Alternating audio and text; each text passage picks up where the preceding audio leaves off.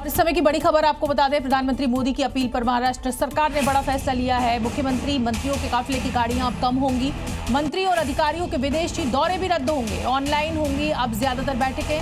Fuel बचाने के लिए सरकार ने ये बड़ा फैसला लिया है।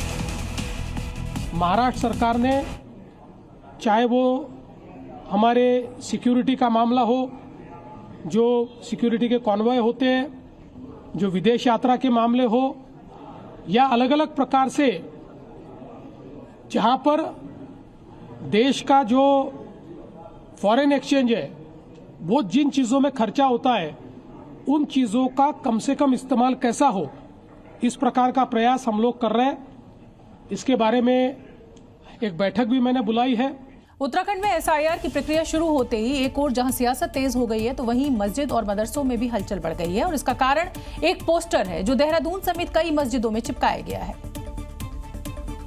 और जिसमें 40 साल पुराने दस्तावेज निकालकर तैयार रखने की हिदायत दी गई है। ऐसा ही पोस्टर देहरादून के मस्जिद में भी लगाया गया, जिसमें दावा किया गया है कि भारत निर्वाचन आयोग द्वारा एसआईआर 2003 लागू किया जा रहा है और 1986 से पहले जन्मे लोगों को पुराने दस्तावेज जुटाने की अपील की गई है। ऐसे ही एक और पोस्टर में कहा गया कि एसआईआर 40 साल पुराने लोगों की जाँच है, जिसकी लिस्ट नेट पर डाल दी गई है। जिनका नाम वोटर लिस्ट में है उन्हें कोई कागज नहीं देना, जिनका नाम नहीं है वो अपने और बच्चों के कागज तैयार रखें। जिसे लेकर हिंदू और मुसलमानों के बीच बयानबाजी तेज हो गई है।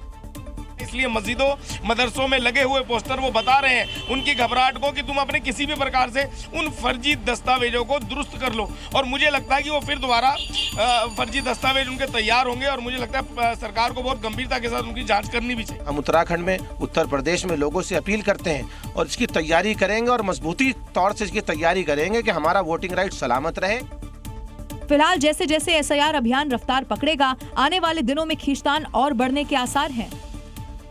अगली खबर का रुख करेंगे। असम की तरह पश्चिम बंगाल में बीजेपी की सरकार बनने के साथ ही जो भी अवैध होगा उस पर बुलडोजर एक्शन होगा, फिर चाहे वो अवैध कब्जा हो या फिर अवैध मदरसा। शुभेंदु सरकार के मंत्री खुदीराम टुडू के इस निर्देश के बाद बंगाल में अब उन मदरसों में हड़कंप है जिनके पास दस्तावेज मौजूद नहीं है, जिसके कयास तो उसी वक्त से लगने शुरू हो गए थे जब हेमंता के पोस्ट को शुभेंदु ने रीपोस्ट किया था। हेमंता के इस कैप्शन का इशारा साफ था, पहला घुसपैठिया, दूसरा अवैध मदरसा, तीसरा अवैध कब्जा, चौथा कट्टरपंथी गैंग, पांचवा उपद्रवी और बमबाज, जिस पर शुभेंदु के मंत्री ने भी मुहर लगा दी।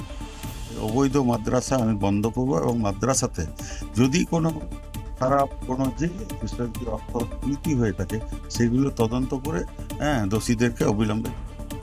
निर्देश जारी होते ही हड़कंप मच गया। मदरसों ने अपने दस्तावेज उलटने पलटने शुरू कर दिए, जिन्हें कभी बिना दस्तावेज ही सरकारी खैरात रिलीज हो जाता था।